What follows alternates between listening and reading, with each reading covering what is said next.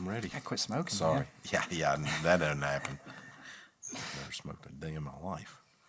All right, we'll go ahead and call our Tuesday, August 13, 2024 Roanoke County School Board meeting to order. Madam Clerk, would you call the roll, please?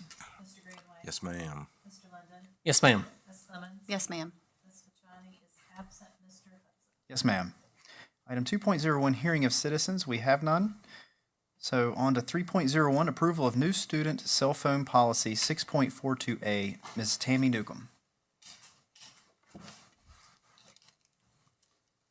Mr. Chairman, members of the board, and Dr. Nicely, last week we presented the three options regarding student use of personal mobile devices in high schools. Our recommendation is for you to approve the policy as presented. In addition to the other policies, we amend it to align with the policy updates.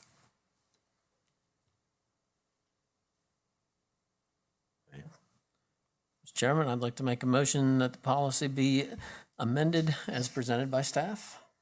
Second. All right. I think there's time for some discussion. Anybody like to say anything? Sure. Yep, I'll go, Mr. Chairman, if it's okay.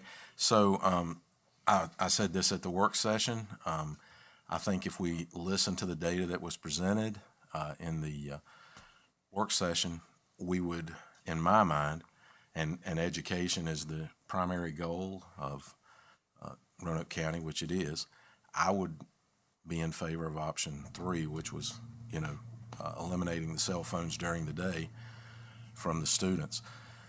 But there was some discussion and, we used a survey that only yielded, I think it was 23%. So, but having said that, the parents spoke, even though it wasn't, a overwhelming presentation of our parents. They spoke, and so I think, option 2, where they can still use them in the hallways and during lunch. It's a little stricter than we've been in the past.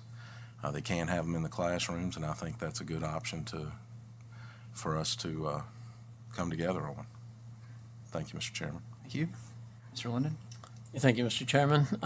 As I mentioned during the work session, this is not just a school problem, it's a societal problem with cell phone usage, and teenagers certainly are using their cell phones way too much. But we need to be part of that problem. I'm glad that we've had these dialogues and discussions. I think option 2 is a good start to make the children aware that they need to be more cognizant of how they're using their cell phones, how often they're using their cell phones, what it's doing to them emotionally, and how it's affecting their lives.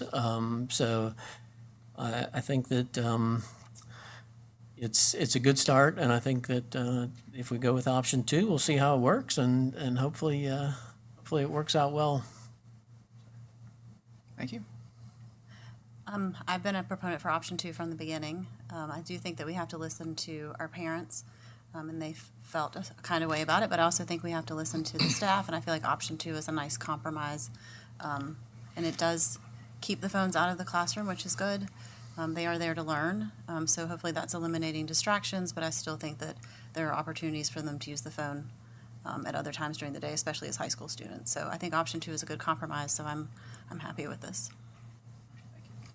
Well, for me as a parent, I would like Mr. Greenway, I would agree with him and go with option 3. However, me as a parent and me as a board member are two separate things, and I have to look at the surveys, and 23.3% of our parents spoke, which was a little over 3,000. And if I look at the numbers of the folks that I serve in Northside and Glenver, option 1 was way ahead of option 2 in both. So I can't support option 2.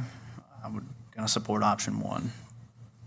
I can't go against what my constituents want. However, again, I think that it's our responsibility, like we spoke about in the last meeting, to educate the parents and educate our students on the dangers of cell phones, because if we look at sexting, the damages that causes, as a law enforcement officer, I saw that a long time ago as an SRO, and also as well as identity theft and bullying and all the things that go along that are outside of also robbing our children of valuable education. So it's important that parents and students know, and I think it's our responsibility to start trying to educate them as best as possible. So. All right, I believe we have a motion and a second. So, Madam Clerk? Mr. Greenaway. Yes, ma'am. Mr. Linden. Yes, ma'am. Ms. Clemens. Yes, ma'am. Mr. Hudson. No, ma'am. Meeting adjourned.